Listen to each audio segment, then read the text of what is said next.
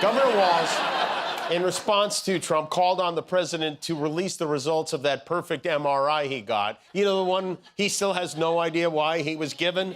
Well, guess what? He still doesn't know why he got it or even where. You know, the authoritarian, the demagogue, it goes away when they go away, and he will go away. And we will, and they don't have anybody that's as charismatic as him. He's charismatic. There's no taking that away from him. He's a television star. He is. The Room was supposed to be just another comedy night, but Jimmy Kimmel and George Clooney turned it into a full-scale demolition zone. Every smug grin, every overhyped statement, every golden hair moment of Trump's life was under fire, reduced to rubble by relentless wit. By the end, it wasn't just laughter, it was seismic. The kind of night that leaves the internet buzzing, tabloids trembling, and Trump's ego somewhere between disbelief and pure chaos. This was not a good night for the president. Everything he touched was a loser. Trump hasn't been this embarrassed since he found out there was a Donald Trump Jr. But don't worry. If you're tired of all the losing, fear not. He's got an excuse. In fact, he likes you. No. I do. No. Because I think, see, I don't think he would ever admit it, but I think when somebody's aggressive and funny, they hit his radar, and he did speak about you once. How about this new one they have, their new star, Crockett? How about her? Trump's latest public appearance was less a press event and more an audition for a reality show called Chaos, incorporated Jimmy Kimmel swooped in like a comedy ninja, dissecting every overinflated claim with precision, leaving the kind of wreckage that would make demolition crews blush. What's the MRI looking at? I have no idea. It was just an MRI. What part of the body?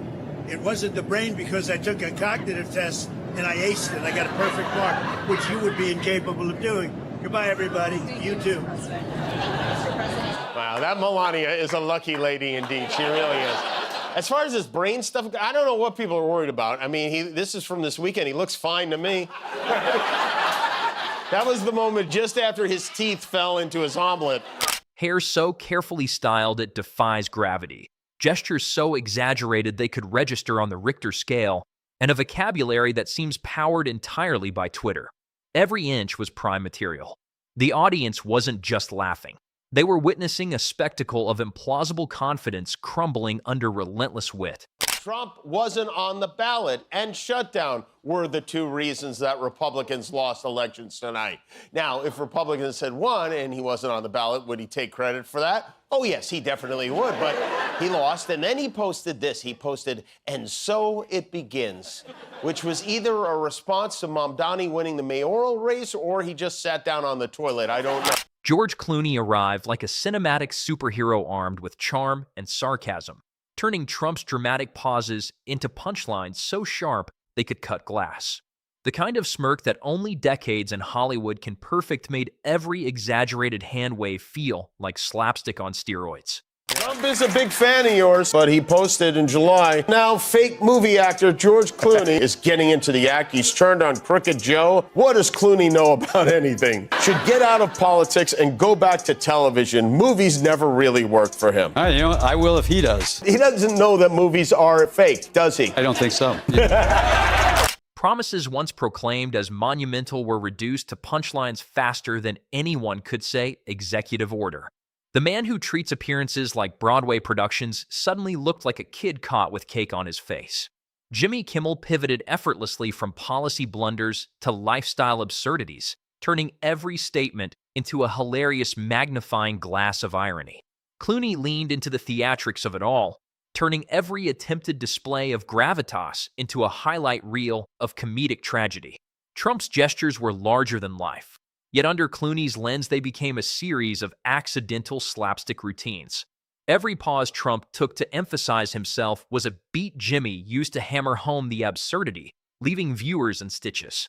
Jimmy moved next to the business empire, transforming Trump's name on every building into punchlines of inflated grandeur.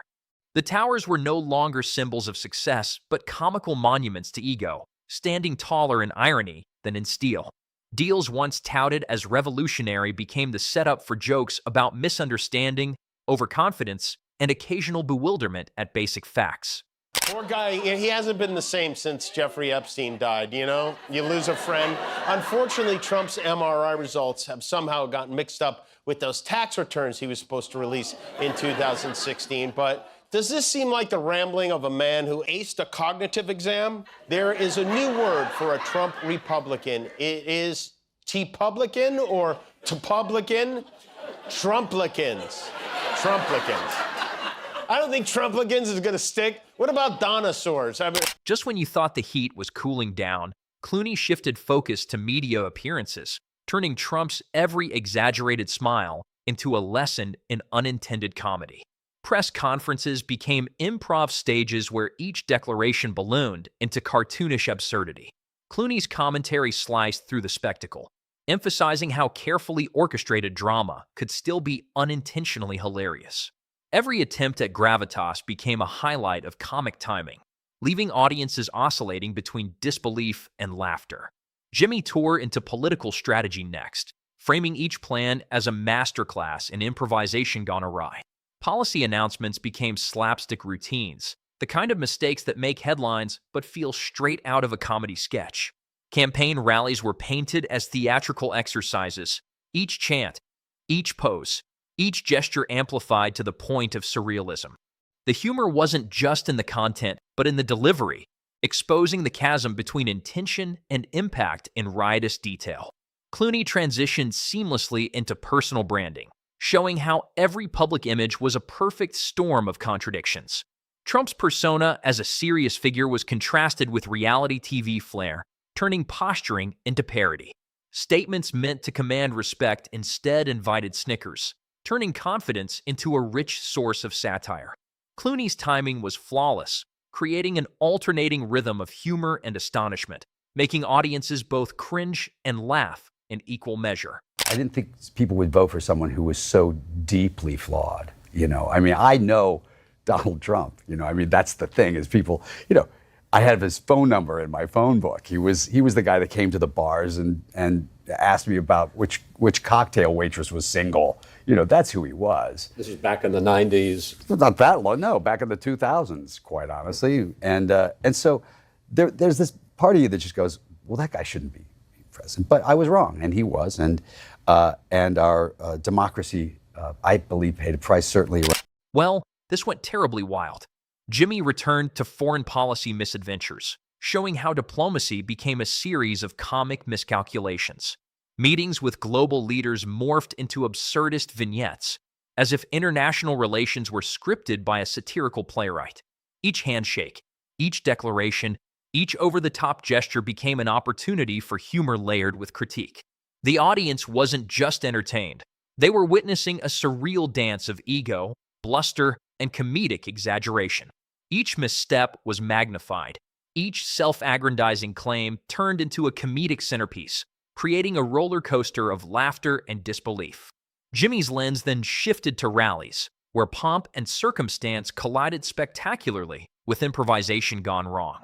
Choreography and hand gestures became punchlines, slogans morphed into ironic echoes, and the showmanship intended to inspire instead elicited uproarious laughter. So it begins. And so what begins? I mean, seriously, what is that supposed to mean? What would motivate him to post "and so it begins" at almost midnight? What would compel him to contact his social media guy, Dan Scavino, that late at night to say, Dan, I need you to post "and so it begins"? All caps, Mr. President.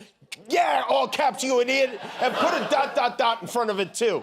Each pause, each shout, each dramatic pose was mined for comedic gold, exposing the absurdity behind every carefully orchestrated moment. The audience couldn't look away. It was a masterclass in over-the-top spectacle and satire. Clooney explored fashion choices with surgical humor, showing how style became a stage for exaggeration. Suits, ties, and hair were scrutinized not for elegance, but for comic contrast, turning self-presentation into an art of unintentional parody. The juxtaposition of confidence and absurdity created moments that felt both dramatic and hilariously overblown. Clooney's narrative made even simple wardrobe decisions feel like epic misadventures in personal branding. Jimmy pivoted again, this time to Trump's rhetoric, where every repetition and emphasis became a comedic instrument. Speeches turned into patterns of absurdity, and phrases designed to resonate instead bounced off the walls of irony. The art of overstatement became a rhythmic comedy, each exaggeration a drumbeat in a symphony of wit. Viewers were drawn into a world where intention collided spectacularly with the ridiculous, creating a tapestry of laughter and disbelief. Clooney shifted focus to campaign ads, framing each one as a theatrical experiment in hyperbole. Commercials meant to inspire instead highlighted contradictions and comical overconfidence. I don't agree with him at all on anything, but, you know, he was famous from a television show. Yeah, so I guess. feel like we're going to be fine. We'll all get through it. And, you know, we do eventually find our better angels. We have every other time, and I think we will again. If you're a Democrat, we have to find some people to represent us better, who have a sense of humor and who have a sense of purpose. Narratives were dissected, slogans exploded into satire, and each visual cue became a punchline waiting to land. Jimmy then turned to interactions with celebrities, showing how every handshake, every smile, every endorsement became a comedic moment. Public appearances, red carpets, and charity events were reframed as an elaborate comedy sketch. The disconnect between intended prestige and actual perception created fertile ground for humor. Extravagance was magnified, self-importance rendered comic, and every action was framed as part of a grand performance. The rhythm of humor alternated seamlessly with dramatic flair, keeping audiences captivated and laughing at every turn. Jimmy shifted to legal battles, turning courtroom drama into absurdist comedy. Lawsuits and investigations became scenes of exaggerated tension, highlighting the clash between image and consequence. Every statement in public forums was reframed for maximum irony, creating a tapestry of humor built on real events. The audience experienced a roller coaster of tension and hilarity, where high-stakes scenarios met over-the-top satire. Right. And Trump has been desperately trying to convince anyone who'll listen that Democrats are responsible for the shutdown and that it has nothing to do with him trying to hide the Epstein files. The gaslighting has reached a fever pitch as Trump cuts off the supply of food to children, families, senior citizens, etc. But Mike Johnson, the Speaker of the House, wants you to know, just because they're cutting off your food and want to cut off your health insurance, that doesn't mean they don't care. Chaos erupted again when Clooney navigated the world of endorsements and partnerships, showing how business alliances were ripe for exaggeration. Announcements of collaborations became comedic setups, and lavish displays of ambition were reframed as theater. The contrast between grandiose statements and practical outcomes became a recurring theme, turning ambition into an endless source of entertainment. Each partnership felt like a scene from a dark comedy, executed with precision and irony. Jimmy returned to fundraising events, exposing how generosity was often overshadowed by spectacle. Each gala, dinner, and campaign event became an opportunity to highlight contradictions and excess. Rhetoric and reality collided, creating moments both dramatic and, while carefully chosen, words became instruments of irony. The rhythm of exaggeration and timing transformed otherwise serious moments into comedic highlights. Audiences were drawn into a cycle of astonishment and laughter, each segment building on the last with seamless transitions. By the way, if he really wants to fix it, then we should talk about a federal incentive passed to keep people working in Los Angeles, because there are tons of below-the-line people, grips and cinematographers, who are losing their jobs because work is going away, leaving to states, you know, to New York and Louisiana and places like that, but also to London and other places. So it'd be nice if we had a federal... Meanwhile, Jimmy analyzed interactions with political allies, showing how alliances often produced moments of unintended humor. Statements of loyalty became punchlines, handshakes transformed into slapstick, and public support often highlighted contradictions. The narrative turned every attempt at seriousness into an exploration of theatricality, creating a layered and engaging comedic experience. Clooney navigated Trump's handling of awards and recognitions, exposing how accolades often became ironic spectacles. Ceremonies and announcements were reframed as over-the-top displays, emphasizing the gulf between perception and reality. Each moment became a comedic vignette, where grandeur collided with absurdity in perfectly timed sequences.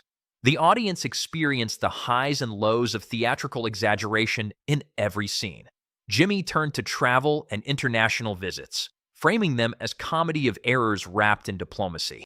Protocols, gestures, and public appearances became material for satire, exposing contrasts between intention and perception. The globe-trotting narrative was filled with moments that were dramatic, humorous, and endlessly engaging. Each trip became a chapter in a larger story of over-the-top spectacle and irony. Clooney then explored charitable work and public service attempts, reframing them as exercises in self-promotion gone hilariously wrong. He's also claiming he has his highest poll numbers ever, which means it's not just books he can't read. Trump's approval rating, according to every major poll, is the lowest since we flushed him out of office the first time. His negative rating is now at 60%. There are gas station bathrooms on Yelp with higher approval ratings than Donald Trump right now. And we're not headed in an upward direction. Trump has pardoned yet another nefarious character, Juan Hernandez, the former president of Honduras, who was responsible for sending 500 tons of cocaine to the United States and once bragged he would, quote, stuff the drugs up the gringos' noses. He was sentenced to 45 years in prison. He served about a year and a half of that before Trump let him out. Efforts meant to inspire instead showcased contradictions and overconfidence. Each initiative became a canvas for exaggeration, and every attempt at gravitas was met with layers of humor. The alternation between dramatic stakes and comedy kept the audience riveted, laughing while incredulous. Jimmy shifted focus to public interviews, turning each question and answer into a highlight of unintended comedy. Posed as serious discussions, answers instead became fuel for wit, irony, and exaggeration. The rhythm of humor oscillated with drama, creating a seamless narrative where each segment amplified the previous. Audiences were drawn into a universe where perception and reality collided spectacularly. Every insult, rebuttal, and escalation became fodder for exaggeration. The comedy lay in the rhythm of escalation and the gap between intent and perception. Dramatic stakes intertwined with humor, creating a continuous loop of entertainment that kept audiences laughing and captivated. Clooney concluded with a masterclass in charisma versus absurdity, showing how public perception often diverged from intention. Every smile, every gesture, every calculated pose became a teaching moment in unintended comedy. The cycle of exaggeration, timing, and irony ensured the audience remained engaged, laughing, and astonished simultaneously. By the end, the combination of Jimmy's sharp wit and Clooney's cinematic flair had turned an entire persona into a spectacle of hilarity, absurdity, and unforgettable entertainment.